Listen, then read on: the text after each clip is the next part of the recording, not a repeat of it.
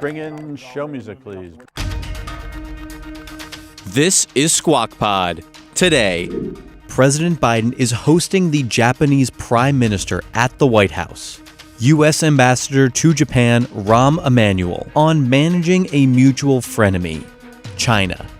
You want international capital. You want actual business leaders investing and growing your economy. You cannot cheat and steal the way you did for the last 10 and 20 years. The next step in the creator economy. Viral YouTube sensation Dude Perfect shares insights on their 9-figure investment and reveals how many tries it takes to nail a trick shot. Pretty much any time between 1 try and 3 days, and the answer is somewhere in there.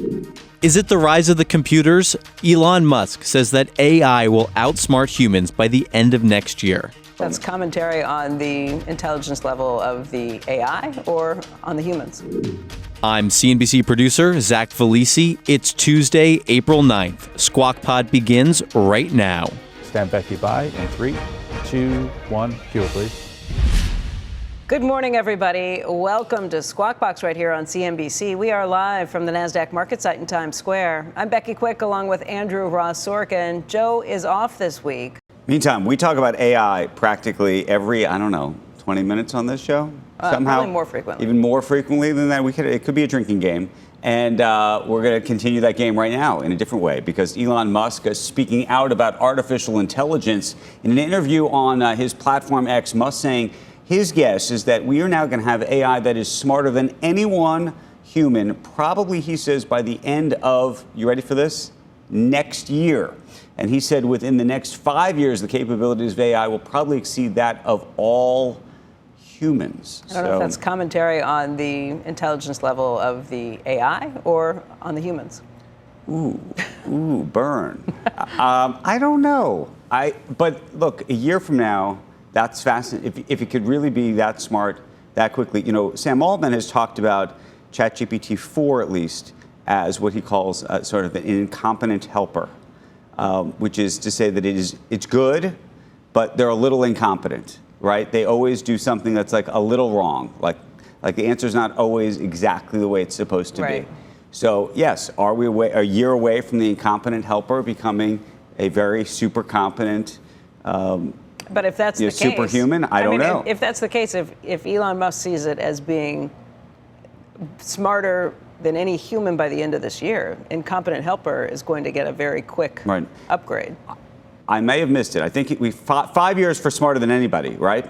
Yeah, but smarter than, what is it? Smarter than, you're right, 5 years is smarter than I think he thinks it's going to be, smarter than some humans or a human than in a year. Than any one human. That's but then still going to be, But if it's smarter than any one human, you're still going to have a better than an incompetent helper, I think.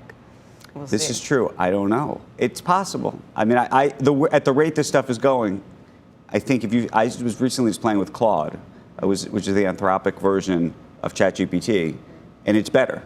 I mean, it is materially better. It can do stuff that's pretty shocking. Is it?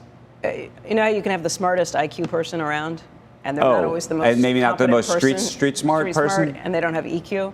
You know, we haven't gotten to the point, and this is what I think is going to happen in the next year. We haven't gotten to the point where it can do multi-step problems, but we haven't gotten to the point where it's doing like a 10-part, sort of 10 permutations of things that all have to happen at the same time. Right, and You're not seeing just the emotional levels too, being able to read people. I don't know, maybe it's there, maybe it's not. I don't think that part's there yet, though I think Claude is actually better than most of the others on that stuff. In fact, people are using it. We've talked about this before, about the psychology. For psychology. For psychology and other someone things. To talk to, right. In a way that's different than ChatGPT. Yeah. So. Okay. I don't know if you stayed up last night to see this. I did not. I stayed up. I watched the first half. Okay. I went to bed at halftime because it was a late game. Didn't start till 9 Eastern time. But this was really something to see. The first half was pretty close. That's not what happened at the end. UConn actually winning the men's NCAA championship in a very dominant fashion in that second half. It becomes the first team to win back-to-back titles since Florida back in 2006 and 2007. The Huskies beating their opponents in the tournament by an average of 23.2 points, really dominating this entire time through the NCAA brackets. Purdue's star, Zach Edey, scored 37 points. That was the most points ever scored in a losing effort in a national title game. He was pretty phenomenal, but UConn just had waves and waves of players who wore him down. The defense focused on taking away scoring opportunities from the players surrounding Edey. That was a strategy that really paid off. And again, in the beginning, they have two big men who were playing on this. Edey is so dominant and was able to score 20 points within, the first minutes of the first half on this. But really, they exhausted him, and UConn had this strategy, and it's just waves and waves of going through it. An amazing effort all the way around, really something to see. In the meantime, record ratings for the women's tournament. Sunday's championship game between South Carolina and Iowa drew 18.7 million viewers. That made it the most watched basketball game, men or women's, college or pro, since the 2019 men's title game. It was the second most watched women's sporting event outside of the Olympics, behind the 2015 World Cup final between the United States and Japan. Google is looking to turn down the heat on its employee message board. I imagine a lot of companies are trying to do that as tensions have been simmering over the war in Gaza. It's according to a New York Times report that said the company planned to eliminate virtual thumbs down that employees could give to their colleagues' posts. It'll also remove metrics that allow people to see how popular other employees' posts have become. Some employees worried the changes would censor their free expression or turn the beloved message board into a dull corporate tool, but I'm sure exactly if you're what it's going to do, a manager, and that's probably, you'd prefer that it's a dull corporate tool. Right. Sounds like it's doing exactly what is intended to do. For those of us who use Slack or Teams, though, I mean, there is the little icons that you can do the up and down and the thumbs up, and you could. But it's this popularity contest that social media has kind of turned everything into. I guess it's one thing when you're at work and you're adults. I hate it when it's done to kids, and they're put in that thing. But it's not that nice at work either, especially if you're looking at anti-bullying stuff or if people are thumbs down in your positions, you stink, right? If you're putting out your perspective, I don't know. I think if you put out your perspective online, you're sort of asking for a lot of something. Right. So. But as a workplace, do you want to be the one that's doing that? If you're doing it online as adults, fine. But do you really want to be the workplace saying, here, let's grade and rate everybody? Right. Maybe not. Cheese will be next. Up next on Squawk Pod, U.S. Ambassador to Japan Rahm Emanuel taking a hard line on China just ahead of the first meeting between President Biden and Japanese Prime Minister Kishida in almost 10 years. China basically has spent a decade of intellectual property theft, economic espionage. You can't have an economic competition where stealing and cheating are the norm and accepted. Ambassador Emanuel on redefining deterrence and managing frenemies. You're making the argument against doing business with China. I'm making the argument that you're very clear with China. We'll be right back.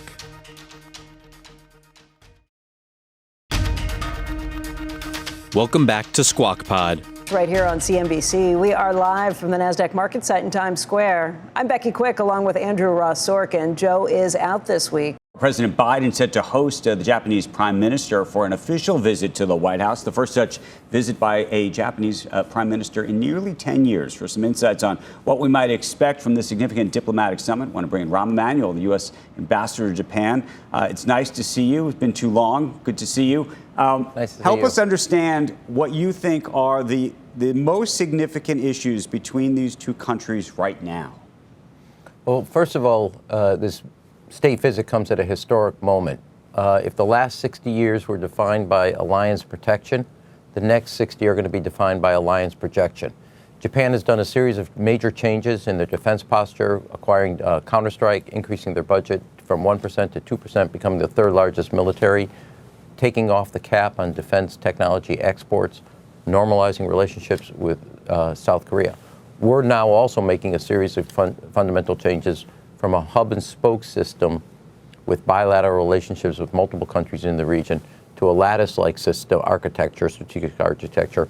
We're bringing coalitions of countries together, like you just saw the other day, Australia, Japan, United States, and Philippines doing a naval exercise.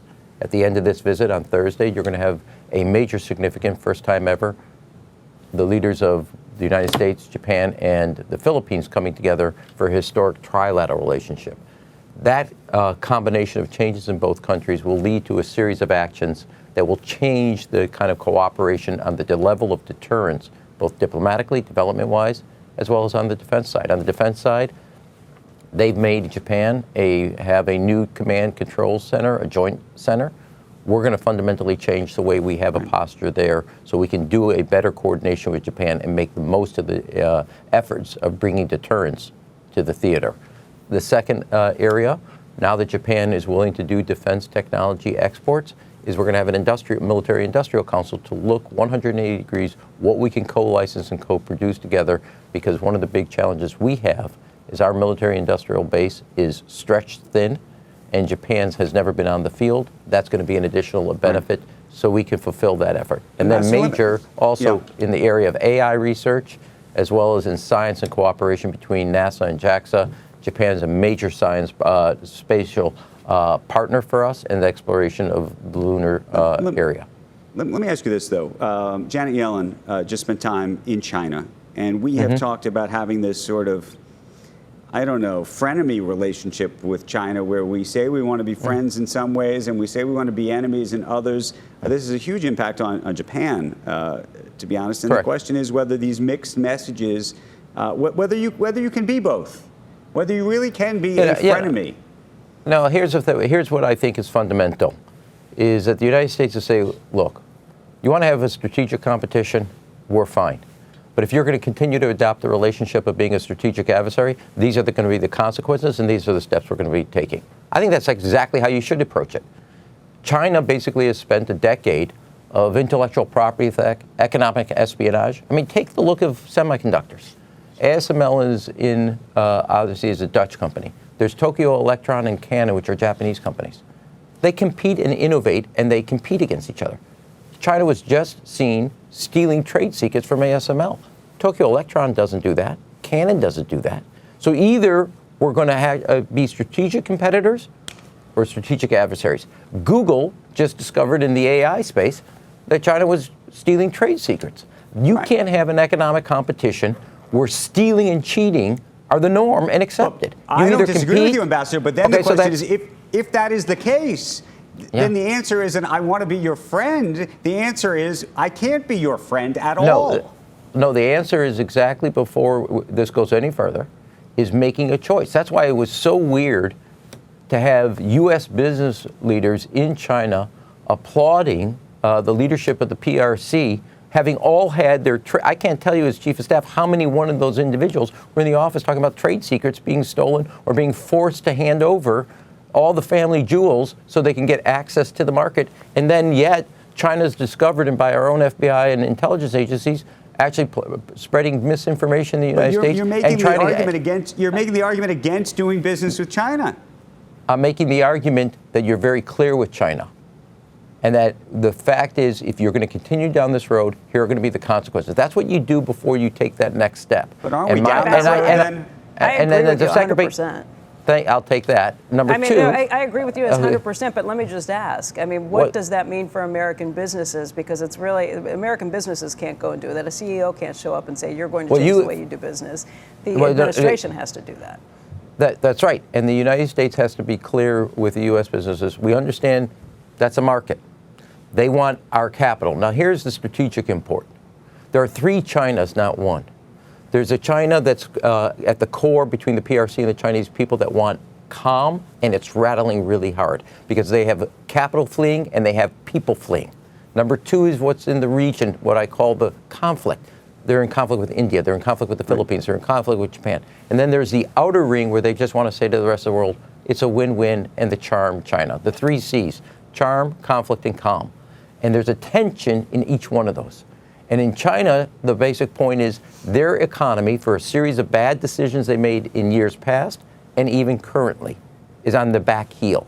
That back heel is one of the greatest pieces of deterrence. And to the American business, here's a China that remember this, and I would say this to every leader in the United States, your research and development is subsidized by the United States taxpayers. It's not just yours. We give you a tax cut so you could do that. You cannot allow economic espionage to go just because you want access to a market. You're part of an economic strategy, and I would say to the United States, I would say to be very clear also to the Chinese leaders. You want you want international capital. You want actual business leaders investing and growing your economy. You cannot cheat and steal the way you did for the last 10 and 20 years to leadership. Ambassador Emanuel, that makes sense, but you're dealing with a lot of different United States, too. I can think of at least 4 or 5 different United States. One is we want trade. A second is we want cheap imports, things that are cheap for consumers. A third is we want to make sure that we have peace and safety. A fourth is we want to make sure Taiwan is free. How do we take all of those things and kind of add them up? What should be the driving goal in everything we talk to? Because we talk to so many people on the show who say, yeah, we just need to talk to the Chinese and make it easier. The other is we need to ban TikTok. What's the U.S. Here's my view is, creating, one is redefine what deterrence is. On this show, as well as other shows, and in the United States, just public debate, we think of deterrence is what the Ronald Reagan aircraft carrier brings. I would tell you when the president brought the leaders of Japan and Korea together at Camp David in August, a historic trilateral meeting, that's deterrence. When the United States economy is growing at a pace and China is shrinking, not growing at the pace it used to, and the spread between the United States and China is growing, that's deterrence. When, in fact, there's capital fleeing and Chinese middle-class families and others are fleeing, that's deterrence. And having a more global approach and saying there's a cost to the choices you're making. Now, you took hundreds of millions of people out of poverty, but you didn't do it. The international system you were a part of allowed you to do it. Now, if you want to turn your back on it and you think raw exercise of power and intellectual property theft and economic espionage is the way you're going to go, we're not participating in it. And that's exactly clear, not just the United States. Brazil, a member of BRICS, just told China, I'm taking you to the WTO. Thailand did that. EU did that. The world is organized. So the principal strategy with China, their entire strategy, their most persistent and pernicious economic strategy is coercion to achieve political ends. Their goal is to isolate Japan, isolate Australia, isolate the Philippines. Right. No, we're all coming together. You're going to be the isolated party. Now, either you participate in a system that helped you raise poverty, and rather eliminate poverty in your country, bring people into the middle class, or you're going to return, which is what you're doing to your youth, with a 30% unemployment. You have a choice to make, and we're ready to work with you and have you be part of a system that helped you grow economically, or you can turn your back on it. Right. But when you do that, you're the isolated party, and there's cost and consequences which result in a lost generation of Chinese youth. You make the choice. Ambassador, before you go, if you look at the polls, it is very possible that you and this administration will not be this administration at the end of this year. And I'm so curious, as an ambassador to Japan and speaking to the international community, how you discuss that very topic and how you think they perceive us and they perceive you. Well, my joke is, at least on me, is that I've been there 2 years in Japan, and for the Japanese people, it's felt like 20. Look, here's where I think it is, and this is an example of going back to the original question. There's 2 competing visions between China and the United States. China, this is our backyard. America's a declining power. You either get in line or we're going to give you like what we're doing to the Philippines. Our basic position is we're a permanent Pacific power and presence, and you can bet long on America. And when you look at the trilateral relationship that the president brought together in August in Camp David, you look at the trilateral meeting we're going to have, a first ever historic meeting this Thursday. You look at the state visit where Japan's made major changes to be a full partner. Each day America's gaining in China's strategy of basically this is our neighborhood, get out of here. That is declining because the people of the Indo-Pacific, whether that's Australia, Singapore, New Zealand, Korea, Japan, Philippines, even Vietnam and other countries that may not be fully there, they want a America that doesn't allow China to be unanchored in that area. And then I would also say that what we're doing today is putting the roots down into the system of America's lattice-like system that has changed from a hub and spoke system. The people of the Indo-Pacific, the countries of the Indo-Pacific, the leaders in the Indo-Pacific want all of America. Our development, our economic assistance, Ambassador, our I get it. My question is, if former Yeah. President Trump becomes the president of the country, does all this work get undone? Do you think it persists? Yeah, but I think here's the way I look at it. Yes and no. That's the simple truth. Some of this is embedded in the system, like what we're about to do on space, what we're about to do on defense. The other part, and I will say this firsthand, having worked for 3 presidents and worked and seen what the leadership of President Biden. What happened at Camp David is when people not only trust America, but they trust the leader, they'll go past the minimum. They'll stretch themselves politically to achieve something because of America's leadership. And President Biden's personal touch to that allowed the Prime Minister and the President of both Japan and Korea to not do just enough, but to do something historic. And so when you ask me, the answer isn't a yes or a no. The answer is it's complicated, and the fact is some of it can't be undone easily. On the other hand, the intangible element can be, and it starts to unravel. Nothing is ever permanent. Today we are in a better place and China is isolated. And it's not because it just flipped a switch. China's made a series of mistakes, and President Biden and the Biden administration has made the most of those mistakes to America's strategic advantage, where our deterrence today at least has some credibility to it. Right. Ambassador, I want to thank you for joining us. It's always good to see you. Thank you. Appreciate it. Next on Squawk Pod, YouTube's viral sensation Dude Perfect is announcing a major investment in their next step in the ever-growing creator economy. We are looking forward to continuing the trust that we built with families for the last 15 years and just kind of turning that into an extension of the brand and creating something that can live long beyond the 5 of us doing hopefully water bottle flips when we're 65 years old.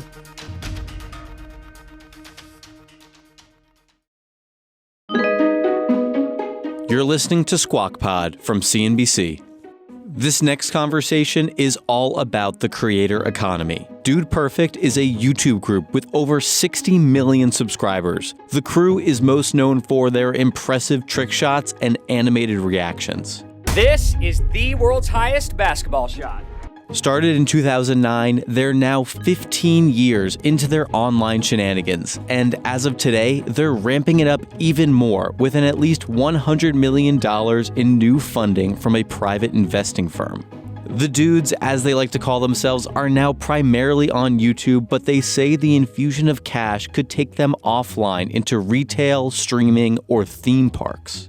YouTubers have been attracting more than just capital. According to Nielsen, it's attracting more and more eyeballs on the TV. In 2023, YouTube on TV watch time surpassed any other streaming service, including Netflix.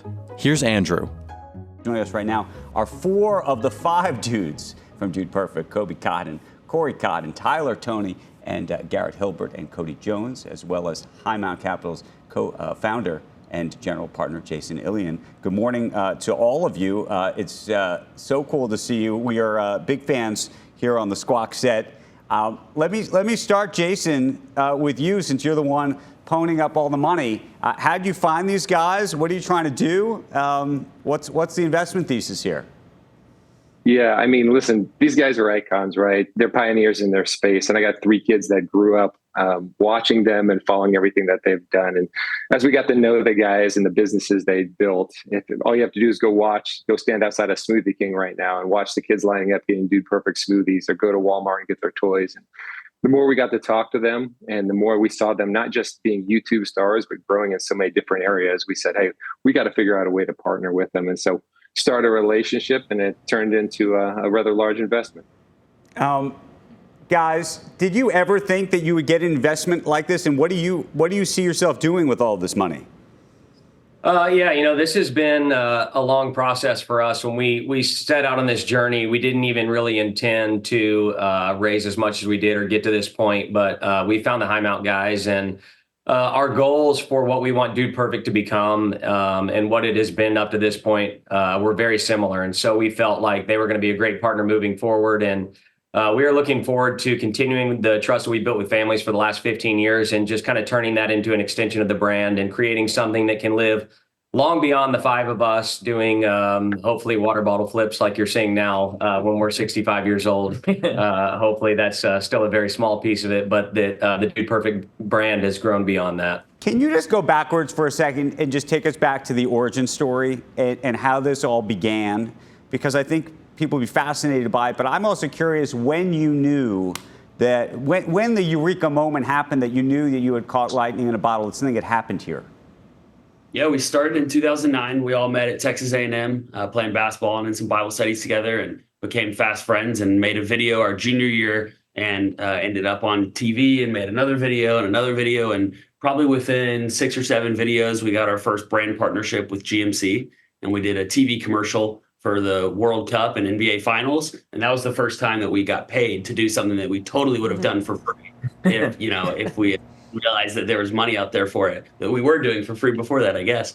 And so we just continued to make the videos, just 5 best friends having fun. And I was so early on into YouTube that I don't think we had any clue of what could be. But as we just continued to do it, and as the space continued to grow, we've just been so blessed to continue to be able to make content. And that was actually 15 years ago today that Dude Perfect started. So we didn't plan that, but pretty fun timing. I've got a production question for you, because I was just watching another video. I don't know if you consider him a colleague, a peer, a rival, Mr. Beast this is, who is saying he's now spent something in the order of $3 million for every video that he produces. When you produce a video today, what's the all-in cost?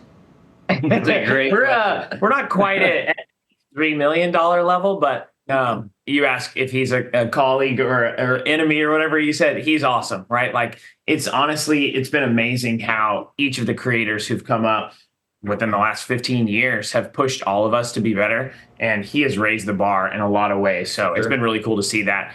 So that sounds like a competitor. Yeah, he's a competitor, I would say. We're technically competitive, but we're friends with Jimmy. He's awesome. We're very pro Jimmy. That's cool. And so in terms of where this all goes as a brand, but also where it goes within the social media ecosystem or media ecosystem, we keep talking about YouTube. I'm so curious, by the way, what you think is happening with TikTok, which I know is a platform that I imagine you have to care about to some degree. How you see all of your content getting to people in the future? It's been fun. This last year, we launched the Dude Perfect streaming service, which is a Dude Perfect app that's available everywhere. And the response has been unbelievable. The premise behind it was simply that we want to make the most trusted entertainment on earth for families. And families now can watch Dude Perfect content with clean ads that are pre-screened before it ever goes on our service. And we're also featuring other creators whose stuff is trusted. And so that's been a blast for us. We're really looking forward to it. That's one of the main reasons that we took on this opportunity, is in order to expand that. But we're really just looking to change kind of the direction that we're headed and make it even broader for families. The last 15 years, people have trusted what we've done by watching it mostly. And now we want to bring experiences to them in person where people can touch and feel the fun that is Dude Perfect these next, hopefully the next 15 years. Hey guys, we've shown a lot of the flips, the bottle flips and other things that you have done with those videos. The stuff I love the most are your stereotypes and some of the very funny videos you put out there. Where do you guys come up with content? Do you sit around and just make this stuff ripping off of each other? Yeah, it's definitely the hardest part 15 years in, but having 5 guys in the group total is nice because everybody has their own individual role. And when we started off 15 years ago, I was in charge of the creative and still am to some degree today, but it's very much an idea comes up. We'll go get in a room together, sit at a table, discuss it. But the stereotypes are a lot of fun because we get to involve the whole team, even outside of the 5 guys. We get to bring in the production guys and the editing team and let everybody kind of get involved. And I think that's been one of the fun things about this journey. It's just the different pieces of content that we've come out with over the years. And that's for sure a fan favorite, is the stereotype series. Okay, also, go ahead. Sorry. Rage Monster, I was saying to your point earlier, Andrew, you asked about our expensive video. Yeah, anytime we rage on something, that price just goes up and up. So here's my last one, because I think people are watching this and they're probably saying to themselves what I've always wanted to know, which is how many takes does it take to sometimes land either the bottle? I mean, we're showing some really cool things where you're seeing all sorts of balls landing in various hoops. There's the famous sort of David Beckham viral video where he lands the ball and people think it's all edited, and I know you say it's not edited. So how many times does it take to do this? It just depends. Usually the hard ones that you think are going to take forever end up being really fast, and the easy ones take a long time. But just a couple of examples. Cody's blindfolded world's longest shot. That was a first try. The shot out of an airplane that Corey mentioned earlier with GMC, that was the second try. And then the Las Vegas world's highest shot that we did not too long ago, that was 3 days. So pretty much any time between one try and 3 days. And the answer is somewhere in there. I do wish that AI had come around 15 years earlier. That would have saved us a lot of effort. Okay. Well, dudes, if you will, I want to thank you. Jason, we want to thank you. We'll call you a dude for today. And congratulations on the investment. We want to follow your progress, and we hope you come on back. Maybe you flip some bottles at the table here. Thanks. Good. Thank you, guys. Thanks, guys. Thank you, guys. And that's the pod for today. Thank you for listening. Squawk Box is hosted by Joe Kernan, Becky Quick, and Andrew Ross Sorkin. Tune in weekday mornings on CNBC at 6 Eastern. To get the smartest takes and analysis from our TV show right into your ears, follow Squawk Pod wherever you get your podcasts. We'll meet you back here tomorrow. We are clear. Thanks, guys.